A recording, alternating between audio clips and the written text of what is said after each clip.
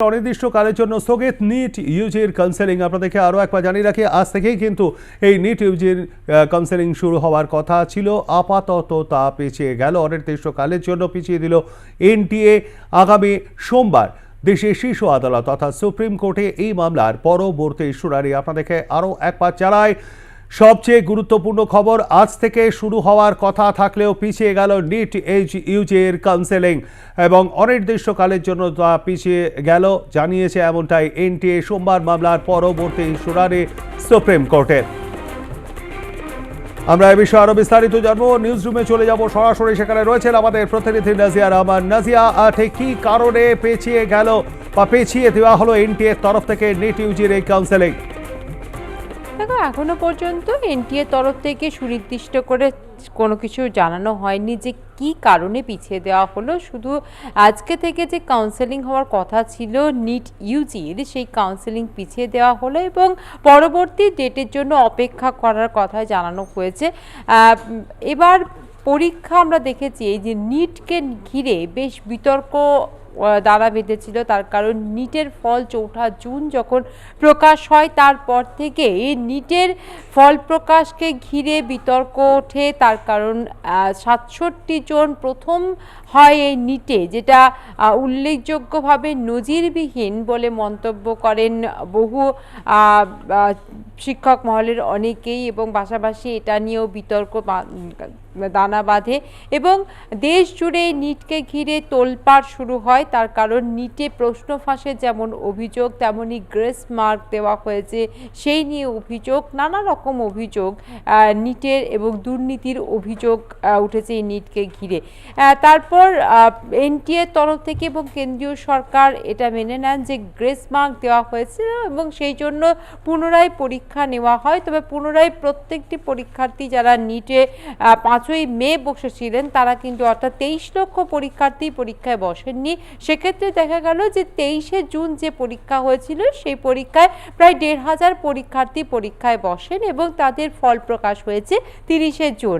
6 জুলাইয়ের আগেই ফল প্রকাশ হয়ে গেছিল এবং কোনো রকম বাধা নেই, এমনটাই কিন্তু এনটিএ তরফ থেকে জানানো হয়েছিল যে কাউন্সেলিংয়ের ক্ষেত্রে কোনো রকম বাধা নেই, অর্থাৎ 6 জুলাই থেকে কাউন্সেলিং হওয়ার কথা ছিল।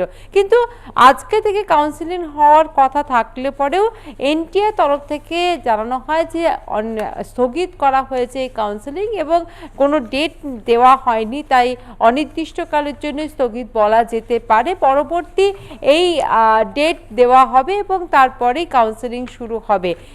গত শুক্রবার এনটিএ তরফ থেকে জানানো হয়েছিল যে এই যে নানা রকম অভিযোগ উঠছে নিটকে ঘিরে, সেটার মধ্যে খুব বড় কিছু পাওয়া যায়নি এবং যদিও বলা হয়েছিল শীর্ষ আদালতের কাছে, তারা জানিয়েছে। এবং সোমবার দিন ফের এই মামলার শুনানি রয়েছে। সোমবার দিন অনেকগুলো ফেজ আছে, এর মধ্যে অনেকগুলো মামলা আছে, তার মধ্যে যেমন প্রশ্ন ফাঁসের অভিযোগ আছে, গ্রেস মার্কের অভিযোগ আছে, দুর্নীতির অভিযোগ আছে, বিভিন্ন রকম অভিযোগ আছে এই পরীক্ষাটিকে ঘিরে, এবারে 2024-এর এই নিটকে ঘিরে, এবং সেগুলোর পরবর্তী শুনানি হচ্ছে আগামী সোমবার এবং মনে করা হচ্ছে যে তারপরেই হয়তো এর কাউন্সেলিং শুরু হয়ে যাবে।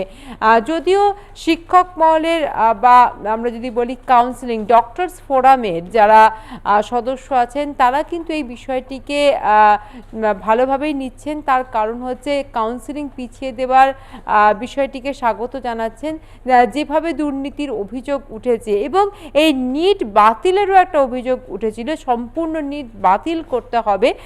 দেশ জুড়ে কিন্তু আন্দোলনে যখন নেমেছেন বিভিন্ন ছাত্র সংগঠন, তাদের পক্ষ থেকে এই নিট ইউজি বাতিলের অভিযোগ উঠেছিল, কিন্তু কেন্দ্রীয় সরকার এবং এনটিএ তরফ থেকে জানানো হয় যে সম্পূর্ণ পরীক্ষা বাতিল করা হবে না, সম্পূর্ণ পরীক্ষা সম্ভব নয় এবং পরীক্ষাকে ঘিরে যে গ্রেস মার্ক দেওয়া হয়েছিল সেই নিয়ে যে অভিযোগ উঠছে, তার পরিবর্তে ফের পরীক্ষা নেওয়া হতে পারে এবং যারা ইচ্ছুক পরীক্ষার্থী তারা পরীক্ষায় বসতে পারেন। পাশাপাশি গ্রেস মার্ক যেটা দেওয়া হয়েছিল, সেই গ্রেস মার্কটা যেহেতু বাতিল করে দেওয়া হয়েছিল, বাদ দিয়ে দেওয়া হয়েছিল এবং তার ফলে যারা পেয়েছিলেন তারা পরীক্ষায় বসতে পারেন। এবং এনটিএ তরফ থেকে পুনরায় পরীক্ষার ডেট ঘোষণা করা হয়। 23শে জুন সেই পরীক্ষা হয়। সেই পরীক্ষায় বসেছিলেন প্রায় ১,৫০০ পরীক্ষার্থী। ৩০শে জুন সেই পরীক্ষার ফল প্রকাশ হয়েছে। আজ থেকে আমি নাজিয়া তোমাকে একটুখানি থামাবো। এই মুহূর্তে আমাদের সঙ্গে টেলিফোন লাইনে রয়েছেন বিশিষ্ট চিকিৎসক এবং চিকিৎসক সংগঠনের অন্যতম নেতা ডাক্তার মানস গুমটা। ডাক্তার গুমটা, প্লাস নিউজে আপনাকে স্বাগত। এই যে আজকে একটা মানসিক প্রস্তুতি নিয়ে রাখা হয়েছিল নিট এবং নিটের যে কাউন্সেলিং হবে নিট ইউজির, সেই জায়গায় দাঁড়িয়ে আজকে এই কাউন্সেলিং স্থগিত করে দিল এনটিএ। পুরো বিষয়টাকে কিভাবে দেখছেন, কতটা পেছিয়ে যাচ্ছে এক্ষেত্রে ছাত্রছাত্রীরা?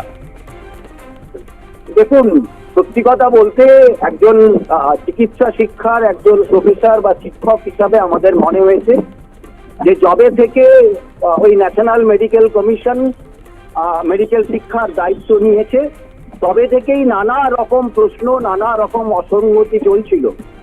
বর্তমানে নিট ইউজি এবং নিট পিজি সবটা মিলিয়ে যা দাঁড়ালো, তাতে চিকিৎসা শিক্ষার অন্তর্জলি যাত্রা বলা যায়। নিট পিজি কবে হবে কোনো ঠিক নেই, ফলে কোন সেশন কবে ভর্তি হবে, কবে পরীক্ষা হবে, ছাত্রছাত্রীরা প্রিপারেশন নিয়ে বসেছিল, এত হাজার হাজার ছাত্রছাত্রী, তাদের একটা সমস্যা চলছিল। তার মধ্যে আমরা জানতে পারলাম যে কাউন্সেলিংও বন্ধ হয়ে গেল নিট ইউজির। ফলে যারা সাকসেসফুল হয়েছিল ক্যান্ডিডেট, তাদের বুকের যন্ত্রণা, তাদের আতঙ্ক, তাদের আশঙ্কা সব মিলিয়ে যে ভয়ঙ্কর পরিস্থিতির সৃষ্টি হয়েছে, তার জবাব কিন্তু দিতে হবে ন্যাশনাল মেডিকেল কমিশনকে, তার জবাব দিতে হবে এনটিএ কে, তার জবাব দিতে হবে সেন্ট্রাল গভর্নমেন্টকে। কোনোভাবেই মেডিকেল শিক্ষার মতো গুরুত্বপূর্ণ শিক্ষাকে নিয়ে এত সহজে এরকম ভাবে বিষয়টাকে দেখা যায় না। ফলে যা দাঁড়ালো, তাতে মেডিকেল শিক্ষার অন্তর্জলি যাত্রার যদি বলেন সূচনা হয়ে গেল। এখনো যদি চুপ করে বসে থাকে কেন্দ্রীয় সরকার, তার দায় কিন্তু তাকে নিতে হবে এবং আমরা বাধ্য করবো যাতে সেই দায় তারা নেয়। ধন্যবাদ আমাদের সঙ্গে থাকবার জন্য ডাক্তার গুমটা। কথা বলছিলাম চিকিৎসক সংগঠনের অন্যতম নেতা ডাক্তার মানস গুমটার সঙ্গে। আবারও আমরা চলে যাব নিউজ রুমে, রয়েছেন আমাদের প্রতিনিধি নাজিয়া রহমান। নাজিয়া, কতটা তাৎপর্যপূর্ণ এই জায়গায় দাঁড়িয়ে তুমি যেমনটা শুনলে যে লক্ষ লক্ষ পরীক্ষার্থী এবং সব থেকে বিপাকে পড়ল সেই সমস্ত স্টুডেন্টরা যারা টাকার বিনিময়ে প্রশ্ন কেনেনি, অর্থাৎ অসৎ উপায় অবলম্বন করেনি, যারা ব্রিলিয়েন্ট স্টুডেন্ট, তাদেরও কিন্তু এই জায়গায় দাঁড়িয়ে কেরিয়ারে অনেকটা ক্ষতি হলো, নয় কি? একেবারে সেটা বলা যেতেই পারে। তার কারণ খুব বড় বেশি পরিশ্রম করেই এই পরীক্ষায় বসতে হয়, মানসিক প্রস্তুতি নিতে হয়, পড়াশোনা দিন রাত জেগে পড়াশোনা করতে হয়। তার কারণ সর্বভারতীয় স্তরের একটা অত্যন্ত গুরুত্বপূর্ণ পরীক্ষা হচ্ছে এই নিট, অর্থাৎ ডাক্তারি প্রবেশিকা পরীক্ষা। আর সেই পরীক্ষায় পাশ করতে গেলে, সফল হতে গেলে পরে যথারীতি খুবই পড়াশোনা করতে হয়, মনোযোগ সহকারে মানসিক প্রস্তুতি নিতে হয়। তো সেক্ষেত্রে প্রথমে তো পরীক্ষার ফল প্রকাশের পরে নানা রকম অভিযোগ, প্রশ্ন, ফাঁসের অভিযোগ থেকে শুরু করে নানা রকম দুর্নীতির অভিযোগ ওঠে। তারপরে যখন কাউন্সেলিং ডেট এলো, তখন কাউন্সেলিং অনির্দিষ্টকালের জন্য স্থগিত হয়ে গেল। তো স্বভাবতই যারা পরীক্ষার্থী, তাদের মানসিক তাদের চাপ এটাতে হতেই পারে, এমনটা কিন্তু মনে করা যেতেই পারে। তবে ইউজির কাউন্সেলিং স্থগিত হলে পরেও পিজি অর্থাৎ নিট পিজির পরীক্ষার ডেট ঘোষণা করা হয়েছে। নিট পিজি হচ্ছে 11ই আগস্ট, দুটো ফেজে পরীক্ষা হবে এমনটাই কিন্তু জানানো হয়েছে। এবং এই পরীক্ষাটিকেও স্থগিত হয়ে গেছিল। এই পরীক্ষা 22শে জুন হওয়ার কথা ছিল, কিন্তু সেই পরীক্ষা স্থগিত হয়ে যায়। এই পরীক্ষাকে ঘিরেও নানা রকম অভিযোগ ওঠে এবং তড়িঘড়ি পরীক্ষা স্থগিত হয়ে যায়। তারপরে এই পরীক্ষার ডেট ঘোষণা করা হয়েছে, অর্থাৎ নিট পিজি হবে 11ই আগস্ট এবং দুটো ফেজে এর পরীক্ষা হবে এমনটাই কিন্তু জানা গেছে। অর্থাৎ ইউজির কাউন্সেলিংয়ের ডেট পরবর্তীকালে অবশ্যই ঘোষণা করা হবে। সোমবার একটি শুনানি আছে এবং তারপরে ইউজির ডেট, কাউন্সেলিংয়ের ডেট অবশ্যই এনটিএ তরফ থেকে ঘোষণা করা হবে। তবে পিজির যারা পরীক্ষার্থী, তাদের ক্ষেত্রে কিছুটা হলেও স্বস্তি, তাদের পরীক্ষা স্থগিত হয়ে গেছিল, সেই পরীক্ষার ডেট ঘোষণা করা হয়েছে 11ই আগস্ট সেই পরীক্ষা হবে এবং দুটো ফেজে সেই পরীক্ষা হবে এমনটাই কিন্তু জানা গেছে। একদমই তাই। ধন্যবাদ আমাদের সঙ্গে থাকবার জন্য। কথা বলছিলাম আমাদের প্রতিনিধি নাজিয়া রহমানের সঙ্গে। আপনাদেরকে আরও একবার জানিয়ে রাখি, অনির্দিষ্টকালের জন্য স্থগিত নিট ইউজির কাউন্সেলিং। আজ থেকে কাউন্সেলিং শুরু হওয়ার কথা ছিল, আপাতত তা স্থগিত রাখলো এনটিএ। আগামী সোমবার সুপ্রিম কোর্টে এই মামলার পরবর্তী শুনানি। আমরা এই নিয়ে কথা বলেছিলাম চিকিৎসক সংগঠনের অন্যতম নেতা ডাক্তার সজল বিশ্বাসের সঙ্গে। তিনি কি বলেছেন আমরা সেটা একবার শুনব। নিট ইউজি পরীক্ষার যে কাউন্সিলিং প্রসেসটা তো আজকে থেকে শুরু হওয়ার কথা ছিল, সেটা পোস্টপন্ড হয়ে থাকলে এক অর্থে বলবো ভালো, যে যেহেতু এই নিট ইউজি পরীক্ষাকে কেন্দ্র করে একটা বিরাট রকমের দুর্নীতির প্রশ্ন এখানে উঠেছে এবং নানান জায়গায় দুর্নীতির প্রমাণও অনেক কিছু মিলেছে। কোথাও কোথাও কোশ্চেন আউট হয়েছে এবং কোথাও গ্রেস মার্ক দেওয়া হয়েছে, নানান রকমের দুর্নীতি এখানে সাথে যুক্ত হয়ে আছে। পরীক্ষার একদম যেখানে ছাপা হয় সেখান থেকে শুরু করে পুলিশ অনেক তথ্যও পেয়েছে অলরেডি। স্বাভাবিকভাবে এত বড় একটা স্ক্যাম যেখানে ঘটেছে সেটার উচ্চ পর্যায়ের তদন্ত, এবং আমরা চেয়েছিলাম যে সুপ্রিম কোর্টের বিচারপতির তত্ত্বাবধানে সরাসরি তদন্ত, বিচার বিভাগীয় তদন্তের দাবি আমরা করেছিলাম।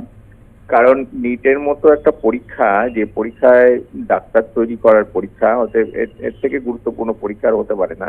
ফলে এই পরীক্ষায় যদি এইভাবে ছেলেখেলা হয়, এইভাবে যদি দুর্নীতি হয়, তাহলে চিকিৎসার মান কোথায় গিয়ে দাঁড়াবে? আজকে এই দুর্নীতির দ্বারা যারা ঢুকবে পরীক্ষায় এমবিবিএস এ, তাদের মানটা কোথায় গিয়ে দাঁড়াবে? সেই জায়গাতে তাদের উপরই মানুষের চিকিৎসার ভার পড়বে। অতএব এটা একটা অত্যন্ত উদ্বেগজনক ঘটনা, যেটা আমরা চেয়েছিলাম যে যুদ্ধকালীন তৎপরতায় এর বিচার বিভাগের তদন্ত শেষ করতে হবে এবং কতটা দুর্নীতি হয়েছে, দুর্নীতির জন্য যারা দায়ী, যারা দুর্নীতিটা করেছে প্রত্যক্ষভাবে বা পরোক্ষভাবে, অনেক ওপর থেকেও যারা মদত দিয়েছে, তাদের প্রত্যেককে চিহ্নিত করতে হবে এবং তাদেরকে দৃষ্টান্তমূলক শাস্তি দিতে হবে।